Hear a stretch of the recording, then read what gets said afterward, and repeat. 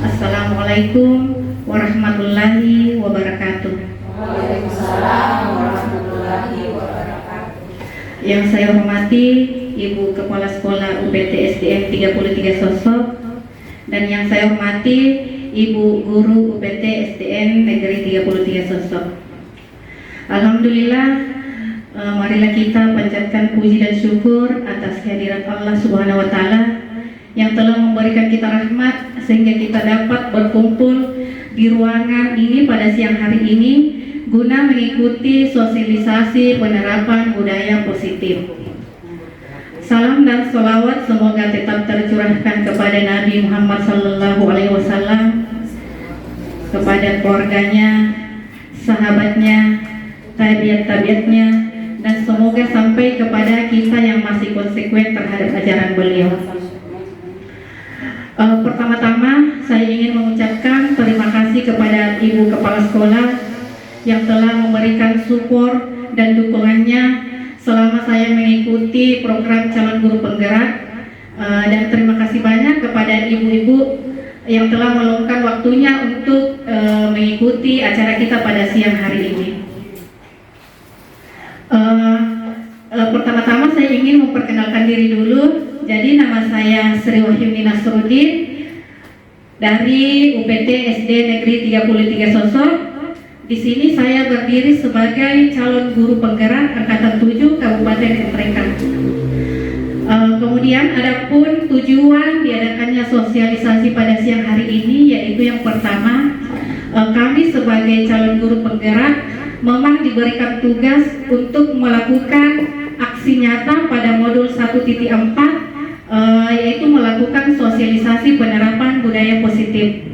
Kemudian yang kedua yaitu saya ingin berbagi tentang apa yang telah saya dapatkan selama kurang lebih 1 bulan ini, di mana 1 bulan ini kami sudah menyelesaikan 1 modul, dan ini adalah submodul yang terakhir di modul 1 yaitu tentang budaya positif.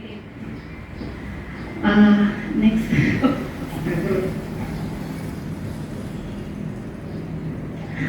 Pertama-tama saya ingin mengucapkan selamat datang kepada Bapak dan Ibu guru hebat.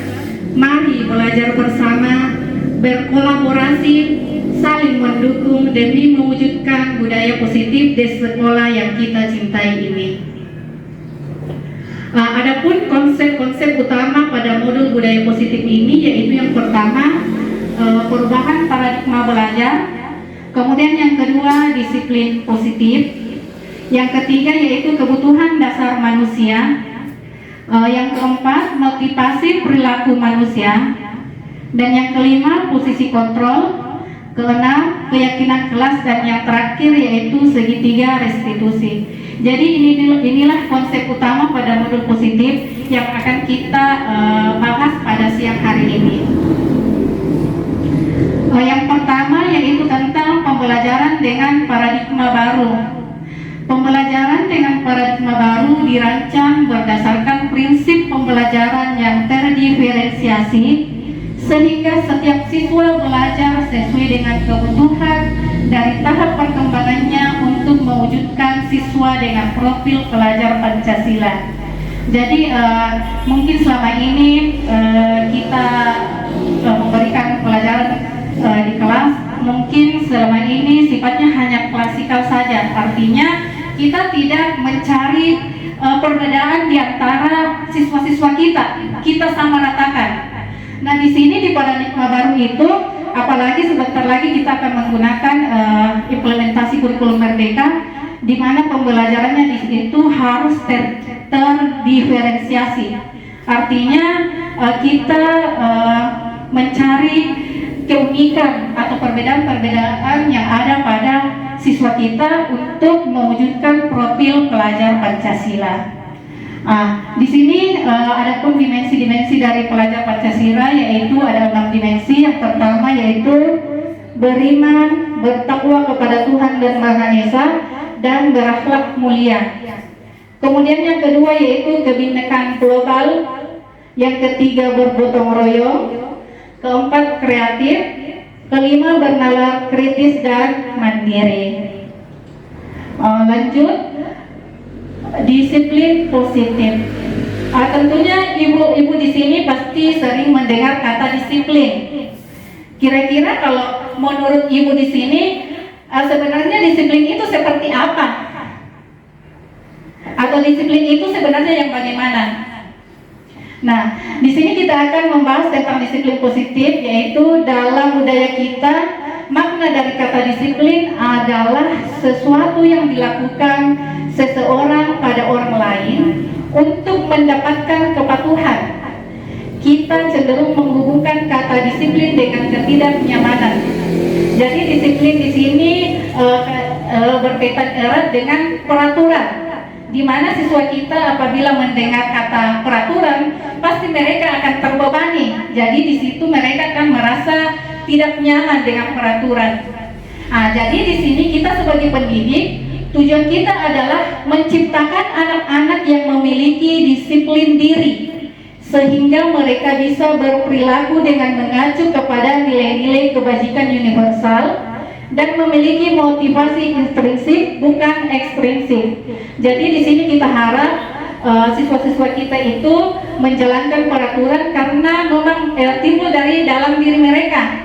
Jadi bukan karena mereka takut akan hukuman atau mereka mengharapkan imbalan apabila melakukan sesuatu. Jadi inilah sebentar yang tujuan utama dari disiplin positif ini. Kemudian disiplin positif merupakan salah satu cara penerapan disiplin yang bertujuan untuk menumbuhkan kesadaran serta memberdayakan anak untuk melakukan sesuatu tanpa imbalan, ancaman maupun hukuman. Jadi seperti tadi saya sampaikan bahwa kita di sini mengharapkan agar siswa-siswa kita itu menjalankan suatu peraturan karena memang timbul dari dalam diri mereka. Di mana mereka berpikir bahwa mereka melakukan sesuatu karena memang itu untuk mereka, jadi bukan karena mereka terikat dengan peraturan atau mereka takut dengan hukuman. Kemudian adapun kebutuhan dasar manusia, yaitu yang pertama bertahan hidup, kemudian yang kedua kebutuhan kasih sayang dan rasa diterima, yang ketiga yaitu kebutuhan penguasaan, yang keempat kebutuhan kebebasan dan kebutuhan kesenangan. Jadi ini adalah 5 kebutuhan dasar manusia. Di mana di sini kebutuhan bertahan hidup itu misalnya kita membutuhkan rumah, makanan ataupun kesehatan. Kemudian kebutuhan kasih sayang dan rasa diterima, yaitu meliputi kebutuhan akan hubungan dan koneksi sosial, kebutuhan untuk memberi dan menerima kasih sayang, dan kebutuhan untuk merasa menjadi bagian dari suatu kelompok.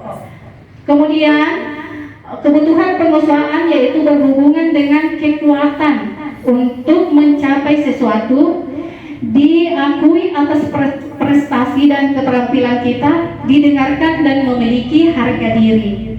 Kemudian yang keempat, kebutuhan kebebasan, di mana kebutuhan kebebasan ini akan kemandirian, otonomi, memiliki pilihan dan mampu mengendalikan arah hidup seseorang. Dan yang terakhir yaitu kebutuhan kesenangan, di mana kebutuhan kesenangan ini untuk mencari kesenangan, bermain dan tertawa. Di sini ada pertanyaan pemantik. Ibu Amar, guru wali kelas 2A di SD Pelita Hati, sedang bingung menghadapi ulah salah satu murid di kelasnya bernama Doni.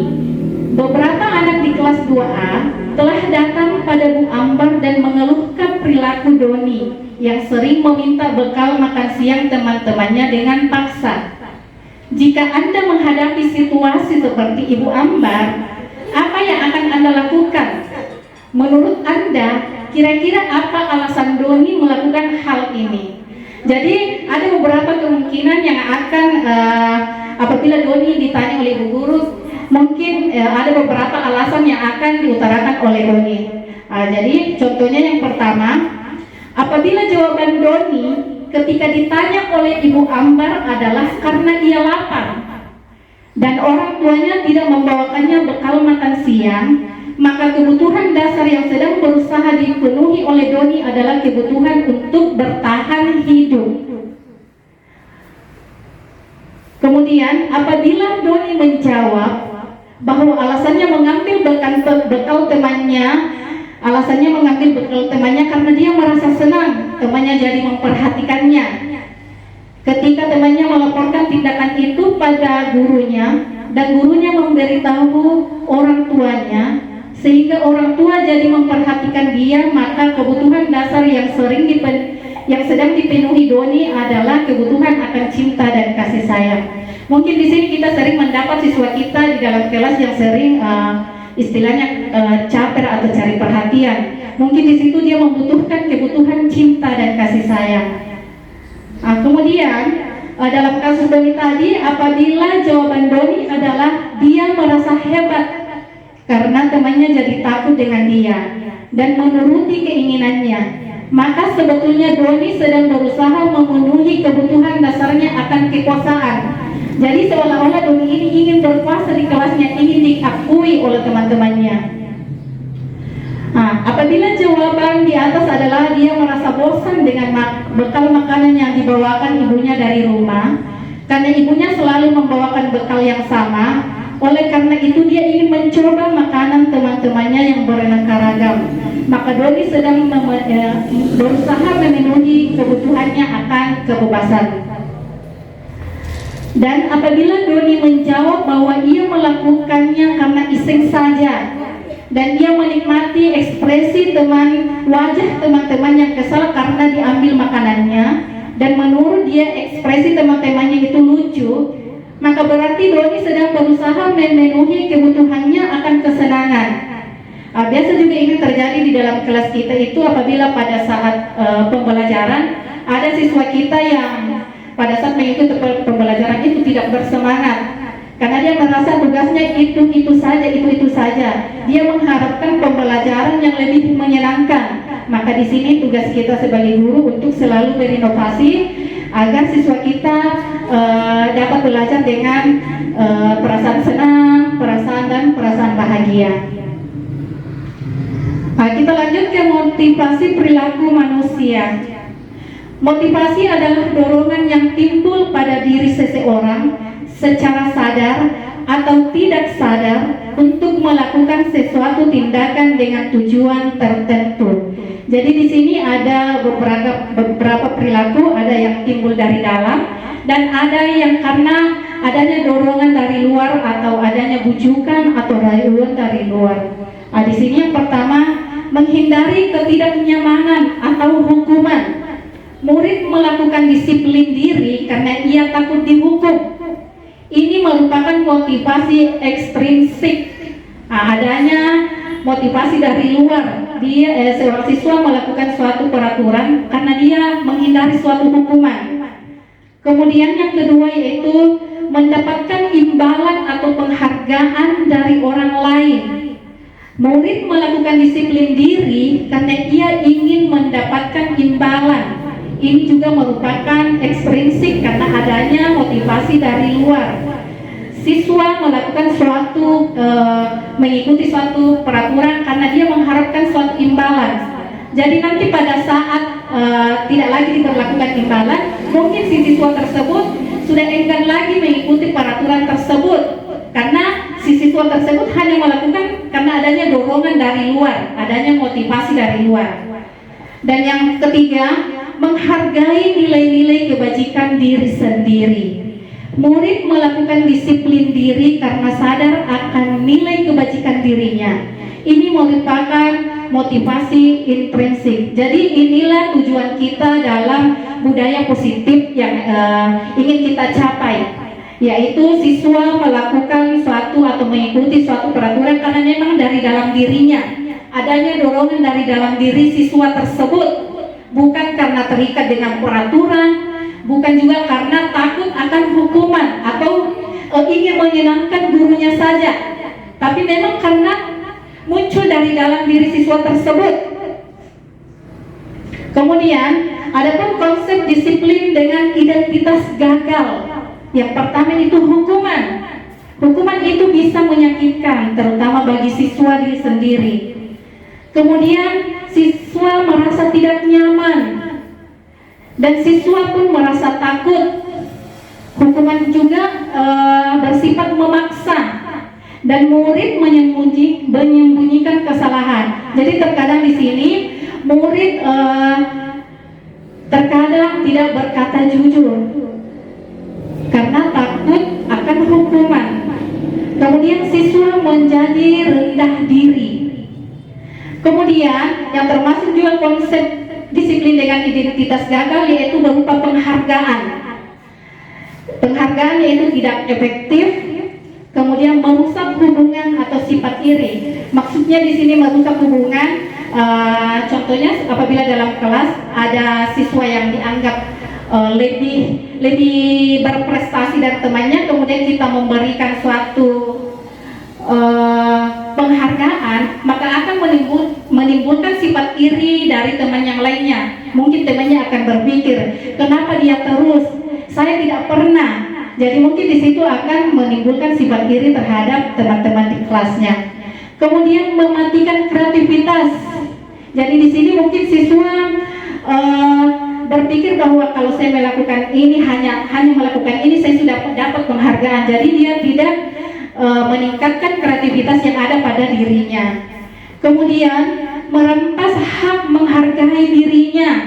Artinya di sini mungkin si siswa akan berpikir bahwa ternyata perilaku saya hanya dinilai dengan suatu barang, contohnya. Jadi bukan karena memang dari dalam dirinya atau dia merasa bahwa saya melakukan ini ternyata nilainya seperti ini, hanya seperti ini. Kemudian yang terakhir yaitu menghukum dengan sistem ranking. Tapi sekarang kan sudah tidak ada sistem ranking karena dengan adanya sistem ranking itu mungkin dapat membuat beberapa siswa kita yang terbilang prestasinya agak di bawah, mungkin mereka akan merasa kurang percaya diri. Kemudian mungkin mereka akan merasa dibully oleh temannya karena prestasinya yang kurang. Kemudian kita lanjut di konsep disiplin dengan identitas sukses, yaitu ada konsekuensi.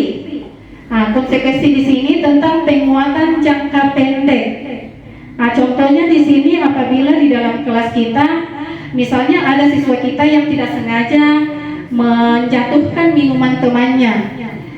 Di sini kan konsekuensinya apabila ada siswa yang tidak sengaja menjatuhkan minuman temannya, pasti konsekuensinya adalah si anak tersebut mengambil pel dan melap air yang jatuh itu. Tapi hanya sampai di situ, tidak ada lagi kelanjutannya. Makanya dikatakan penguatan jangka pendek. Kemudian perlu monitoring berkelanjutan. Adanya stimulus dan respon. Artinya di sini apabila seperti tadi ada siswa yang tidak sengaja menjatuhkan minuman temannya dan kita sebagai guru menegurnya, maksudnya di sini kita menegur, kemudian si siswa langsung memberikan respon dengan cara langsung mengambil pel untuk melap air yang dijatuhkan tadi. Kemudian murid menghormati peraturan. Dan yang terakhir, kehilangan waktu untuk merenungi kesalahan. Karena di sini siswa tidak diberikan kesempatan untuk meminta maaf kepada teman yang dijatuhkan tadi air minumnya. Karena si siswa di sini langsung mengambil pel dan langsung melap air itu hanya sampai di situ. Sedangkan di sini konsep disiplin dengan identitas sukses yaitu restitusi. Ya, inilah yang ingin kita terapkan di sekolah kita, di mana restitusi itu murid bertanggung jawab atas perilakunya. Kemudian fokus pada pemecahan masalah jangka panjang. Murid menghormati dirinya dan orang lain. Kemudian di sini ada teori kontrol yang berasal dari dirinya yang memegang kontrol tersebut. Kemudian yang terakhir yaitu murid bersemangat dalam memperbaiki kesalahannya. Jadi dalam restitusi itu kita mengajarkan murid untuk bertanggung jawab atas perilakunya. Kemudian murid jadi menghormati dirinya dan orang lain. Lanjut, konsep disiplin dengan pendekatan restitusi.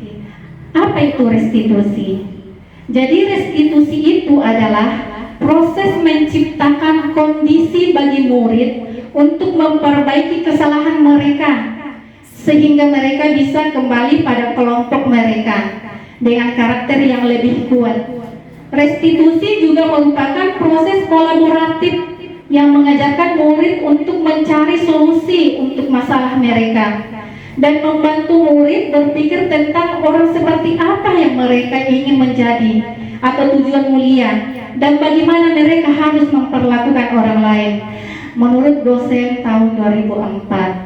Jadi di sini restitusi itu kita menciptakan kondisi bagi murid untuk memperbaiki kesalahannya. Jadi nanti kita akan kupas di bagian terakhir tentang bagaimana cara penerapan segitiga restitusi itu.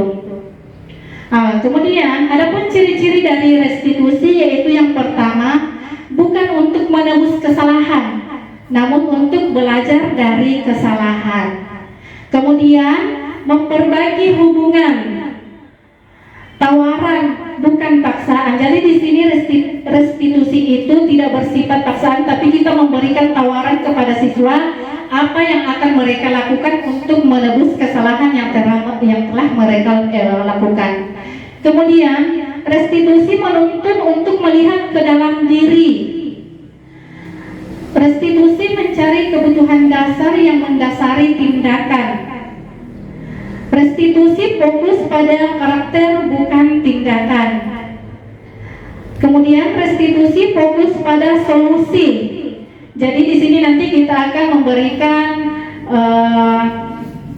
tawaran kepada siswa apa yang akan mereka lakukan untuk menebus cara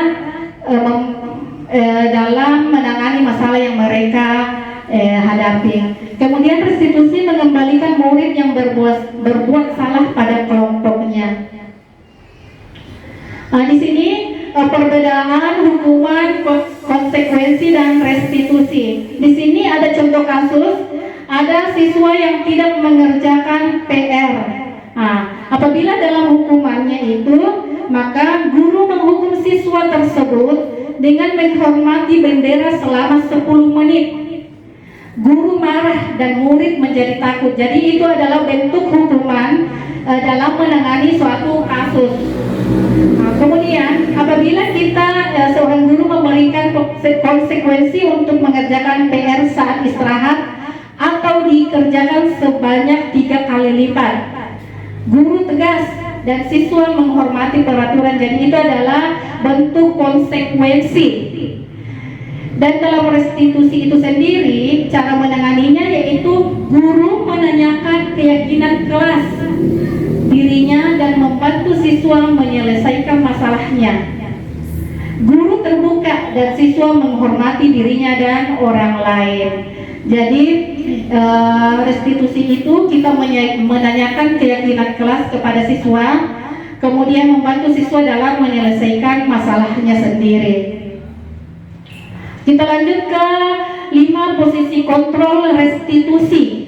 Yang pertama itu ada posisi kontrol penghukum, kemudian yang kedua pembuat merasa bersalah, yang ketiga itu posisi kontrol sebagai teman, yang keempat posisi kontrol sebagai pemantau, dan yang kelima posisi kontrol sebagai manajer. Jadi di sini kita dapat nanti mengukur diri kita bahwa selama ini kita berada di posisi yang mana. Nah, kita lanjut. Nah, yang pertama di sini ada contoh penerapan posisi kontrol. Ada sebuah kasus yaitu siswa terlambat datang ke sekolah. Apabila posisi kita berada di posisi penghukum, maka kita akan menghadapi siswa dengan cara patuhi aturan sekolah, lalu berdiri di depan kelas. Berarti kita termasuk dalam posisi penghukum. Kemudian apabila kita berada pada posisi pembuat rasa bersalah, yaitu kita akan berkata kepada siswa, berapa kali Bapak harus memberitahu kamu, Bapak guru kecewa sama kamu. Berarti itu kita berada pada posisi pembuat rasa bersalah. Kemudian yang ketiga yaitu posisi kontrol sebagai teman. Nah, di sana kita memposisikan diri sebagai teman.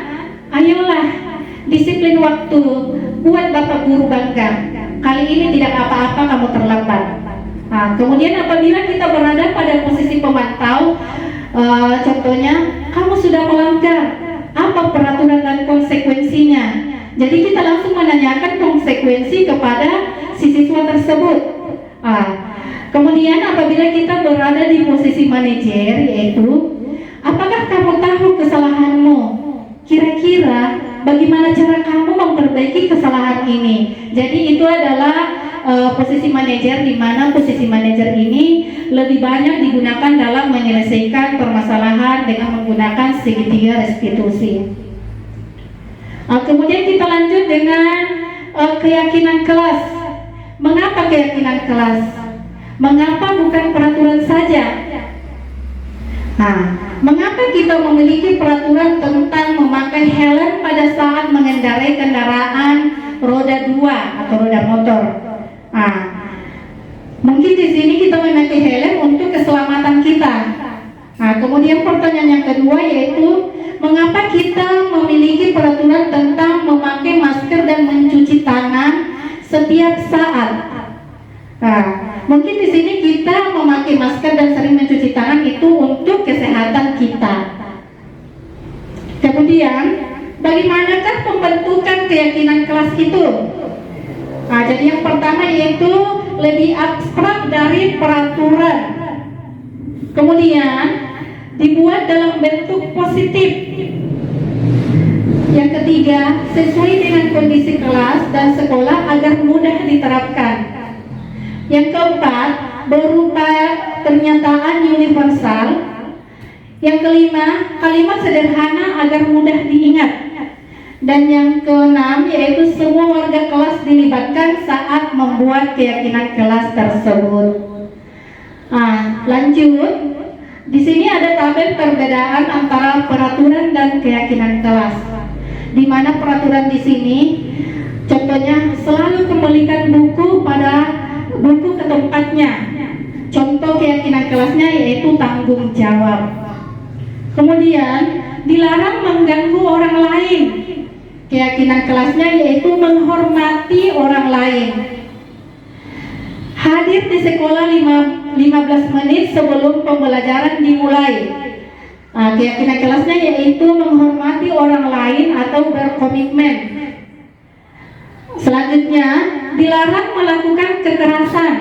Bentuk keyakinan kelasnya yaitu mengutamakan keselamatan, menghormati orang lain. Selanjutnya, dilarang menggunakan narkoba. Bentuk keyakinan kelasnya yaitu menjaga kesehatan. Kemudian bergantian atau menunggu giliran. Bentuk keyakinan kelasnya yaitu menghormati orang lain dan bersabar. Kemudian gunakan masker. Bentuk keyakinan kelasnya yaitu kesehatan atau keselamatan. Dan yang terakhir yaitu peraturannya jangan berlari di kelas atau koridor. Bentuk keyakinan kelasnya yaitu menjaga keselamatan dan keamanan. Kemudian kita lanjut ke segitiga restitusi. Segitiga restitusi itu ada 3 tahap. Yang pertama itu menstabilkan identitas. Kita semua akan melakukan hal terbaik yang bisa kita lakukan. Jadi itu adalah contoh perkataan guru kepada siswa. Kemudian setelah menstabilkan identitas, kita masuk dalam validasi tindakan yang salah. Di situ kita mengucapkan kepada siswa bahwa semua perilaku itu memiliki alasan. Kamu tentu punya alasan mengapa kamu melakukan ini. Atau adakah cara lebih efektif untuk mendapatkan apa yang kamu butuhkan. Kemudian setelah validasi tindakan yang salah, kita lanjut ke menanyakan keyakinan kepada siswa tersebut. Kita semua memiliki motivasi internal. Kemudian kita juga dapat mengucapkan kepada siswa keyakinan kelas apa yang telah kita sepakati. Kamu ingin menjadi orang seperti apa? Jadi di sini langkah-langkahnya yaitu kita memanggil siswa tersebut. Kemudian langkah pertama itu kita stabilkan dulu identitas dengan cara kamu bukan satu-satunya yang pernah melakukan ini, agar si siswa tidak merasa bersalah atau merasa takut ketika dipanggil. Kemudian setelah itu kita masuk ke validasi tindakan yang salah. Dan yang terakhir yaitu menanyakan keyakinan kepada siswa tersebut. Yang pertama di sini menstabilkan identitas, yaitu di sini guru dapat berkata, berbuat salah itu hal yang manusiawi, atau tidak ada manusia yang sempurna. Bapak Ibu juga pernah berbuat salah. Atau kita dapat berkata, kita pasti bisa menyelesaikan permasalahan ini. Bapak Ibu tidak tertarik untuk mencari tahu siapa yang benar, siapa yang salah. Bapak atau Ibu lebih tertarik untuk menyelesaikan masalah. Atau kita dapat juga berkata, kalau kamu menyalahkan dirimu sendiri terus-menerus, apakah kamu bersikap baik pada dirimu sendiri? Jadi ini adalah contoh-contoh yang dapat kita atau guru katakan pada saat menstabilkan identitas. Kemudian yang kedua yaitu validasi kebutuhan. Di sini kita sebagai guru dapat berkata kepada siswa, kamu bisa saja kan melakukan hal yang lebih buruk, tapi kamu tidak melakukan. Atau kamu pasti punya alasan mengapa melakukannya. Apa yang penting bagi kamu? Atau kita juga dapat berkata, kamu boleh tetap berusaha menjadi sikap itu, tapi tambahkan sikap yang lain, yang baru. Ataukah kita berkata, maukah kamu belajar cara lain untuk mendapat yang kamu butuhkan tanpa harus memukul? Kemudian kita juga dapat berkata, apakah kamu bisa melakukan dengan lebih baik besok lagi? Jadi ini adalah contoh-contoh yang dapat kita ucapkan dalam memvalidasi kebutuhan saat melakukan segitiga restitusi. Kemudian yang terakhir yaitu menanyakan keyakinan kelas. Di sini guru dapat berkata kepada siswa, apa nilai yang kita percaya di kelas atau di sekolah kita? Nilai-nilai universal apa yang telah kita sepakati? Ataukah kita berkata, kelas yang ideal itu seperti apa sih? Nah, kemudian kita juga dapat berkata, kamu ingin jadi anak seperti apa? Nah, kemudian kita juga dapat berkata, apa yang kamu rasakan? Ketika kamu melakukan itu, kamu menjadi orang yang seperti apa?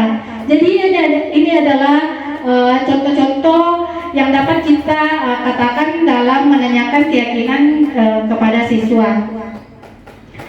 Kemudian sebelum lanjut, saya ingin memutarkan video contoh pada saat saya menangani suatu kasus dengan menggunakan segitiga restitusi. Itu juga termasuk salah satu bagian dari tugas kami di modul 1.4 ini.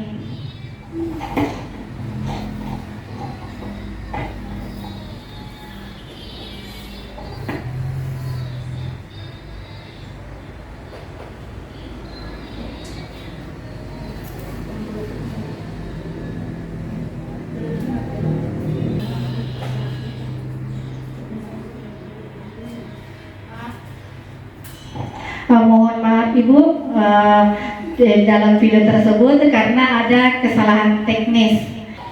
Jadi di sini yang penting kita sudah memahami tentang bagaimana cara kita menangani suatu masalah dengan menggunakan segitiga restitusi. Kemudian dalam penerapan program disiplin positif, hendaknya guru memiliki standar kepribadian, profesional, dan sosial yang baik, di mana guru mampu berefleksi pada posisi kodratnya saat ini. Bagaimana perjalanan dirinya sebagai seorang among atau seorang manajer yang menuntun murid menjadi insan yang mandiri, merdeka, dan bertanggung jawab. Ini sudah sesuai dengan standar nasional pendidikan. Semoga sesi belajar kita pada hari ini membawa manfaat sehingga dapat mewujudkan pelajar berprofil Pancasila dalam Merdeka Belajar. Jadi saya mohon maaf apabila dalam memaparkan tadi itu kurang maksimal, karena di sini saya juga masih belajar, dan semoga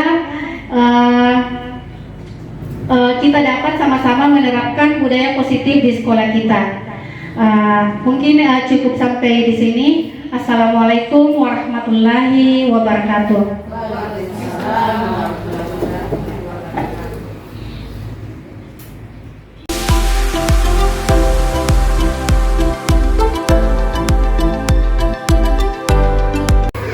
Oke, assalamualaikum warahmatullahi wabarakatuh.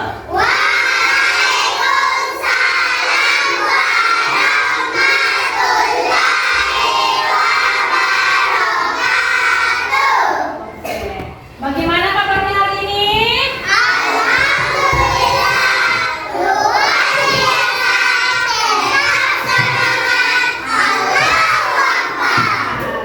Alhamdulillah, jadi hari ini semuanya dalam keadaan yang sehat. Jadi kita harus selalu bersyukur kepada Allah karena kita masih diberikan kesehatan sehingga kita dapat hadir di sekolah kita pada hari ini. Nah, sekarang sebelum kita belajar, Ibu mau membuat kesepakatan dengan kalian. Namanya kesepakatan kelas. Apa itu kesepakatan kelas? Jadi sebentar Ibu akan membagikan kalian kertas. Nanti kalian tulis di sini apa-apa yang kalian harapkan atau inginkan agar kelas kita ini menjadi lebih baik lagi. Paham?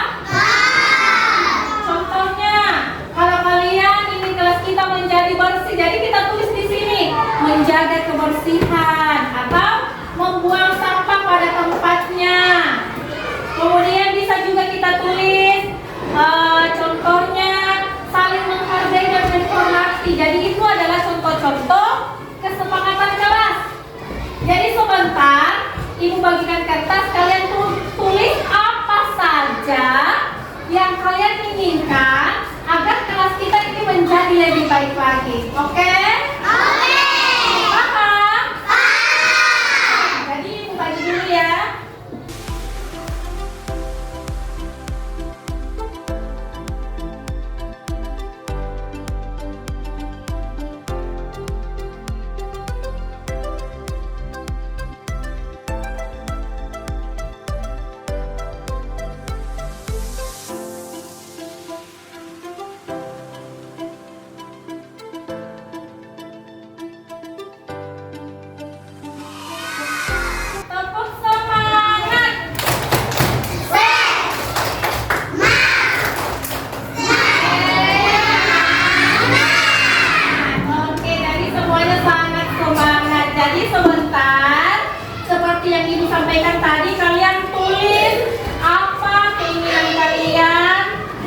akan kita sepakati sebentar sehingga kelas kita tercipta suasana yang nyaman pada saat belajar.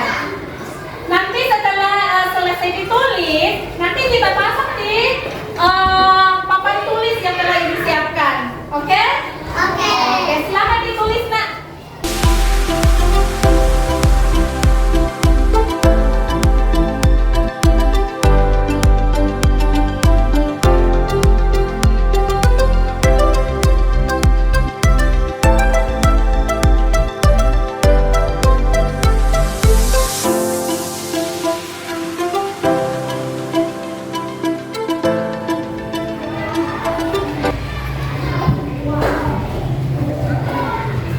Oke, bagaimana? Sudah selesai?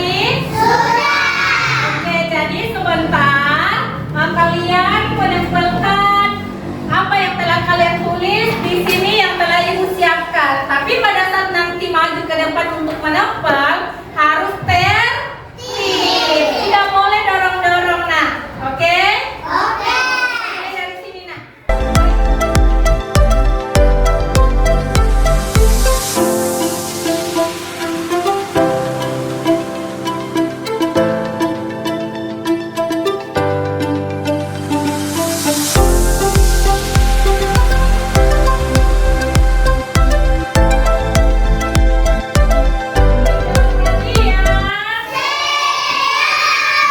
Tepuk bagus.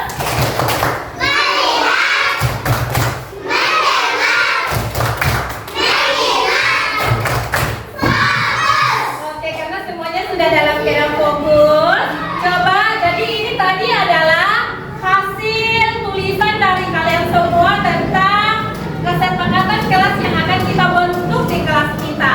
Jadi di sini Ibu akan bacakan, kemudian kita sepakati bersama. Oke, paham?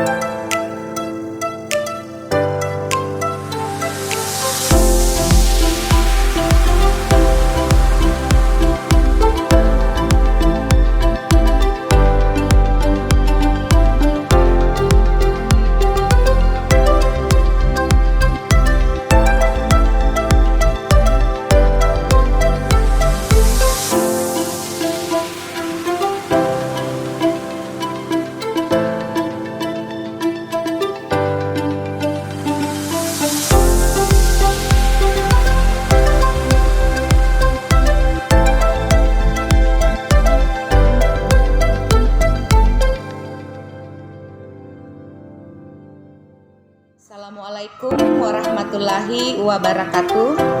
Saya Ibu Mega, rekan kerja dari Ibu Sri Wahyuni di SD Negeri 33 Sosok. Melalui saya, apa yang telah dipaparkan oleh Ibu Sri Wahyuni mengenai budaya positif itu sangat bagus diterapkan di sekolah, terutama disiplin positif untuk siswa. Karena masih banyak siswa di sekolah ini yang artinya sudah disiplin, tapi disiplinnya itu karena faktor ekstrinsik, bukan dari dalam dirinya. Dan di sini juga kami sebagai guru, hal itu sangat penting karena kita jadi tahu bagaimana memposisikan diri kita. Apakah kita sebagai pemberi hukuman, ataukah pemantau, ataukah sebagai manajer. Kemudian bagaimana cara kita menentukan perilaku disiplin intrinsik dalam diri siswa, juga dari diri kita sendiri. Dan semoga dari adanya diseminasi ini bisa kita terapkan bersama-sama di lingkungan sekolah kita untuk membentuk siswa-siswi yang berkarakter sesuai harapan kita. Demikian apa yang dapat saya sampaikan, dan mohon maaf apabila ada salah kata. Wabillahi taufik wal hidayah. Wassalamualaikum warahmatullahi wabarakatuh.